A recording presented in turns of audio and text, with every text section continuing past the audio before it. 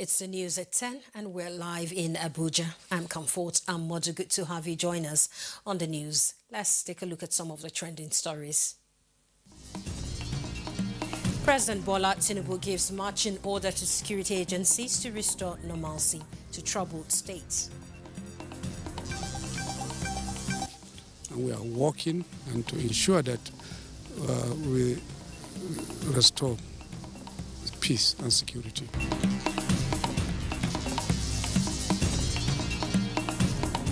Nigerian governors and military reach consensus on deployment of digital infrastructure in combating insecurity.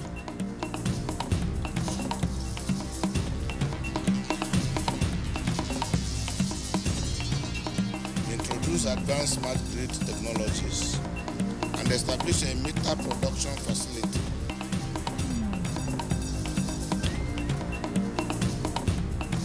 ECOWAS Council of Ministers conclude engagement on exit of 3 Sahelian states. Resolution to be presented to heads of state and government.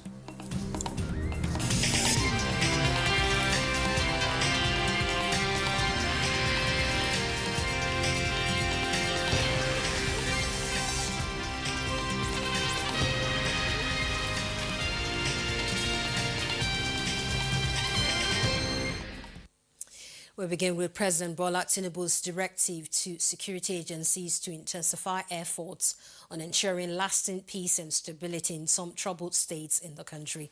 The president met with heads of intelligence agencies at the State House in Abuja. State House correspondent Musbat and Wahab reports. Benue, Borno and Plateau states are back in the news recently for the unwanted reason. Security disturbances troubling parts of the states. On the directive of the Commander-in-Chief, security heads have visited the troubled areas for assessments. The heads of intelligence agencies just back from their trips are here to brief the president. With a sense of urgency, National Security Advisor Nuhu Ribadu, Director General Department of State Services Adeola Ajayi, his counterpart in the National Intelligence Agency Mohammed, Chief of Defense Intelligence Major General Emmanuel Undiendeye went into the meeting behind closed doors. It lasted about 2 hours. We gave him what is going on, and we also assured him that work is ongoing and continuous. We also carried out his instructions. We went around. The chiefs were all out where we had these sparks and incidents of insecurity. Plateau State, Benue State, even Borno, these particular 3 states. And we gave him a feedback because he directed us to go meet with the political authorities there. It also came with new directive from the president who wants improved partnerships with the sub-nationals as the security agencies double down and ensure peace and stability in the country. He's so worried and concerned. He insisted that enough is enough, and we are working and to ensure that we restore peace and security. And all of us are there. The armed forces are there, the civil police, the intelligence communities. They are there. They are working there 24 hours. We are getting the cooperation of the, like I said, the leadership at the state level and everybody. So we are good. It's not really 100% that everything is safe and secure, but we are going there. Things have improved since. We do not underestimate even one life lost. We don't take it for lightly. No, at all. But certainly, a lot of things have changed and improved, and it will continue to. We are on right track, we are on right direction, and we will not relent. We will not sit down, we will not stop until when we are able to achieve results. The same thing with Borno. The NSA assures of security presence in the troubled areas. From the State House, Musbal and Wahab, NTA News. A consensus was reached at a high-level closed-doors session between members of the Nigerian Governors Forum and the Chief of Defense Staff, General Christopher Musa, for the deployment of digital infrastructure towards combating insecurity across the country. Political correspondent Abubakar Akwanga reports. Security challenges in parts of the country have remained a burning issue of national concern. And to frontally address the problem, the Nigerian Governors Forum is backing the deployment of digital infrastructure proposed by the Chief of Defense Staff, General Christopher Musa. The project envisions the phased deployment of advanced technology and infrastructure to improve surveillance, crisis management, and public safety. Governors expressed support for the initiative's objective and underscored the importance of technology-driven solutions in addressing evolving security challenges. The forum also received a briefing on housing and power reforms at sub-national level. The National Land Registration and Titling Program, which we need the collaboration with the state governors and the buy-in to ensure that and the establishment of the National Land Commission, which is a commission we intend to establish. The Powercom Smart Grid Nigerian Limited will assume operational control of select distribution companies, DISCOs, introduce advanced smart grid technologies, and establish a meter production facility to enhance service delivery and energy access across the state. The NGF promised to study the opportunities and benefits in the proposed partnerships to improve critical services and empower Nigerians at the grassroots. In Abuja, Abubakar Akwanga, NTA News. In Ghana, ECOWAS Council of Ministers, in an extraordinary session in Accra, finalized and adopted the report on contingency plan for the exit of the 3 Sahelian states. Kelvin Ehenwai reports that a resolution is to be presented to the ECOWAS Authority of Heads of State and Government. Long hours of marathon meeting of the ECOWAS Council of Ministers. The mandate was to arrive at a strategy for the smooth transition of ECOWAS institutions domiciled in Mali, Niger, and Burkina Faso as a contingency plan. Although the content of the report was not revealed to the media, the chairman of the council and Nigeria's Minister of Foreign Affairs, Yusuf Tuga, and his Ghanaian counterpart, Samuel Ablakwa, said the council carried out the mandate given to it by the Authority of Heads of States and Government, who will meet in June to ratify it, emphasizing that the report is comprehensive enough to aid the ECOWAS Commission in carrying out the transition of the affected institutions. We must never underestimate our region's indispensable role in the Atlantic littoral ecosystem and our contributions to the creation of the modern world. Someone once said that the point of diplomacy is to change the incentives and framework in ways that move parties from irreconcilable positions to a deal both see as a win. That is what we set out to achieve here. The mandate we were given by the heads of state, we have executed that mandate, and we are very, very happy with the outcome, and I have to salute colleagues for the dedication. You have been here with us. You've seen that it's been a marathon. I mean, it's almost 1 a.m. and we have been able to, in more than 48 hours, execute this really difficult and I must say unpleasant. The council also made it clear that the relocation of ECOWAS institutions from the Sahelian states does not shut the door on continuous engagement with the 3 countries. In Accra, Kelvin Ebonwaye, NTA News. And in Mina, commercial flight activities have commenced at the Bola Ahmed Tinubu International Airport, Mina. Minister of Information and National Orientation was among dignitaries at the inaugural flight that landed at the Nnamdi Azikiwe International Airport, Abuja. Saliu Abdullahi Gwanara was there. After more than 4 decades of operations, the wait is now over as prospective commercial air travelers can now access the sky to any part of the world. Niger State government, through its new Niger aviation policy, is working to enhance the aviation ecosystem and harness the state's natural endowment. Right now, we are building the largest greenhouses around the airport city in Africa. It means you can have fresh flowers delivered across Africa, fresh agro-processed materials everywhere in the world. This is one of the attractions. We have to appreciate our president, like my governor has said. This is a dream come true. The governor has indeed made this to happen. He's so passionate about opening up Niger State, about opening it up for agriculture, for opening it up for commerce, for industry, for prosperity, I should say. And then one very key issue we need to talk about is the kind of collaboration that Mr. President is always talking about between the federal government and the subnationals. This is one great example that the Niger State has shown, that the state can indeed come together with the federal government to collaborate in order to bring prosperity to Nigeria. Bola Ahmed Tinubu International Airport has a agro-processing free trade area.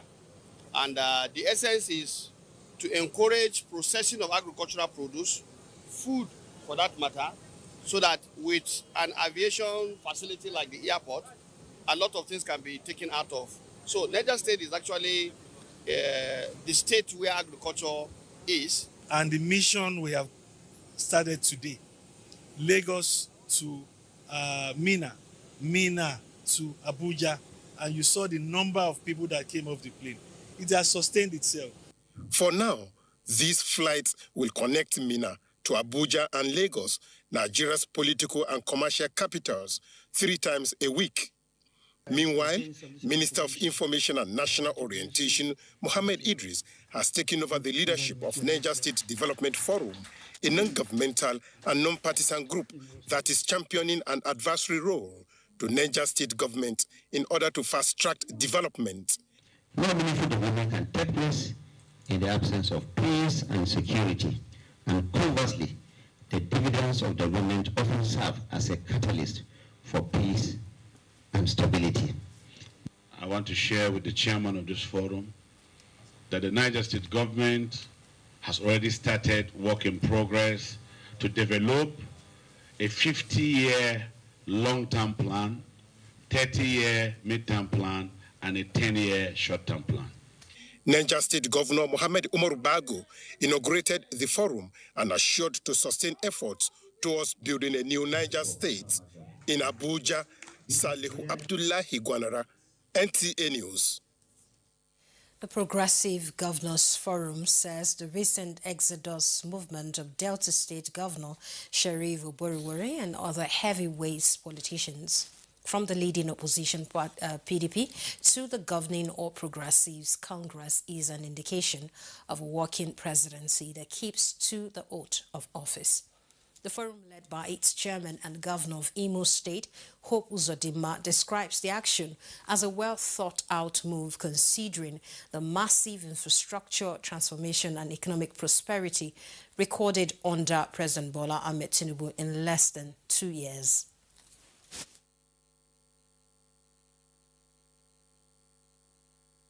Some of our colleagues that were not produced by our party have seen the efforts of the government of Bola Ahmed Tinubu and have decided to join us so that together we can build a more united and prosperous Nigeria.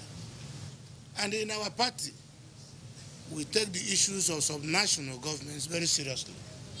As you know, the convention of our party, All Progressive Congress, having governors as the leaders of the party in all the states, having governors as ambassadors of federal government at the subnational level. So when a governor is crossing over to come into our party, we see it as a healthy development, and we see it as a reason to pat our back and say to glory be the Almighty God. Hope Uzodinma adds that the party will continue to offer services that will endear more Nigerians into the party for purposeful governance and generational change in all aspects of Nigeria. Our President Bola Tinubu congratulates Sheye Kende, a frontline journalist and publisher of City People magazine, on his 60th birthday on April 24. The president praises him for his significant contribution to the media, including establishing the City People magazine in November 1996, which has profoundly impacted people and society reporting in the journalism industry. In a statement, the president says share over 30 years of impactful journalism practice and his progression from daring reporter and editor to media entrepreneur remain an inspiration to the younger generation, underscoring the fact that with hard work, dedication and consistency, they too can reach the zenith of the profession. All right, we'll now take a quick break. More reports ahead. Stay tuned. Furniture Easter sales is on. Enjoy unbeatable furniture deals with up to 50% off on our luxurious Turkish sofas starting from just 2.8 million naira. Get a smart bed for only 7 million naira plus 25% off our luxury collections. That's not all. Enjoy free delivery and installation in Abuja, Lagos, Enugu, and Kano. Visit any of our showrooms or shop online to take advantage of these incredible offers.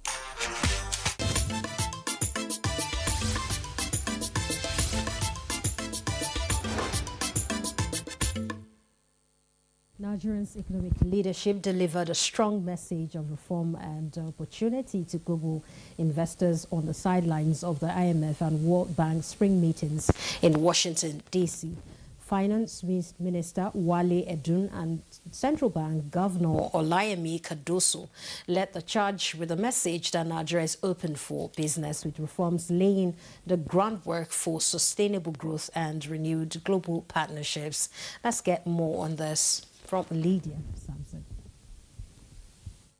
It was a Nigerian investor presentation full of accolades for what investors believe is progress from painful reforms that are yielding results. Presenting the country's progress at a high-profile investor forum, Minister of Finance and Coordinating Minister of the Economy, Wale Edu, highlighted federal government's commitment to fiscal consolidation, social protection, and unlocking private sector investment, targeting rapid inclusive growth and job creation.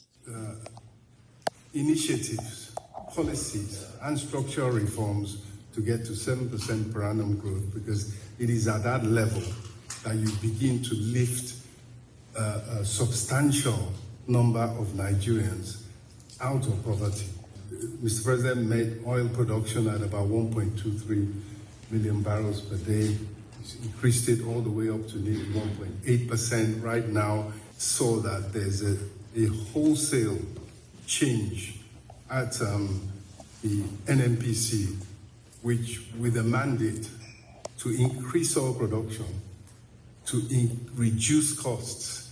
CBN Governor Cardoso outlined the central bank's achievements over the past 18 months, including tighter monetary policy, improved foreign exchange market transparency, and stronger institutional oversight. We are on the road to beginning to ensure that our institutions are stronger and would be able to, through experience, through knowledge, be able to put themselves forward to tackle any of the shocks that quite naturally will come before us.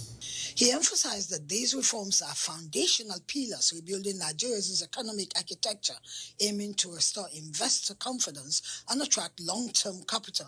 The unveiling progress signals the positive impact of Nigeria's policy shifts. Investors and financial leaders at the forum acknowledged Nigeria's progress but noted ongoing challenges, including oil price volatility and the need for consistent policy education. From Washington, D.C., Lydia Sampson, NTA News. And back in Nigeria, Governor of Katsina State, Diko Umaru Rada, has announced allocation of 30% of the state's annual budget to building climate-resilient infrastructure. This was during the launch of Katsina State Green Growth Agenda in Abuja, dedicated to combating devastating effects of climate change in Katsina State. Ekene Ndulwe reports. Katsina State, situated in Nigeria's climate-vulnerable northwest region, is faced with threats from desertification, erratic rainfall, and land degradation. The governor is convinced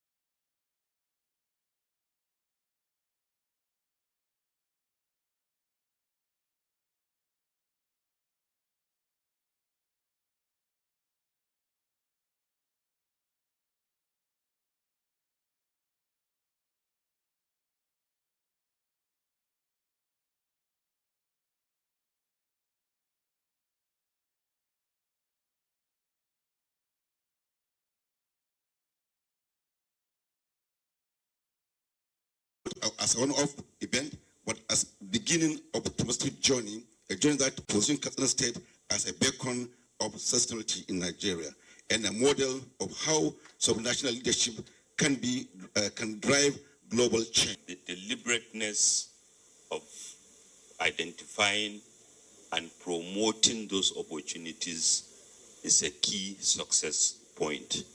And in that wise, one must commend the innovativeness and the step taken by Katsina State government.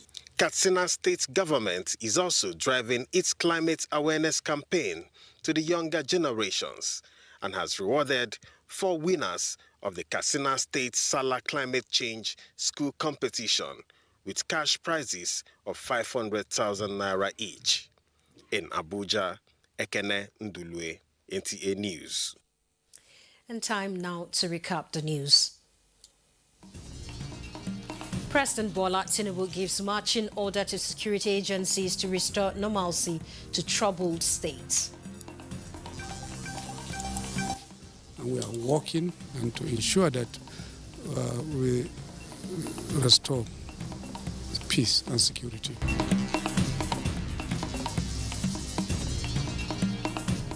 Nigerian governors and military reach consensus on deployment of digital infrastructure in combating insecurity. Introduce advanced smart grid technologies and establish a meter production facility.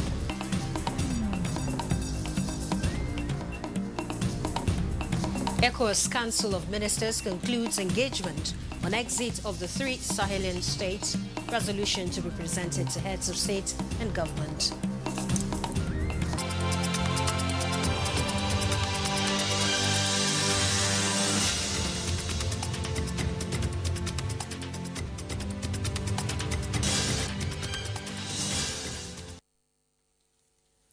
President Bola Ahmed Tinubu has urged world leaders to demonstrate unity, courage, and sustained commitment in addressing the worsening global climate crisis. Speaking on Wednesday during a high-level virtual dialogue on climate and the just transition, President Tinubu reaffirmed Nigerians' dedication to forging a paradigm shift in which climate action and economic growth advance together, not in opposition. From Abuja, President Tinubu outlined Nigerians' energy transition plan as a bold, pragmatic roadmap for reaching net zero emissions by 2060. The targets 5 core sectors are power, cooking, transportation, oil and gas, and industry, as well as identifying a financing need of over $410 billion by 2060 to achieve these goals. President Tinubu, in a statement by his special advisor on information and communication, Bayo Onanuga, announced the finalization of the Nigerian carbon market activation policy in March 2025. This policy will unlock up to $2.5 billion by 2030 in high-integrity carbon credits and related investments. And with that report, we conclude the news at this time. I am Comfort Amodu. Many thanks for watching.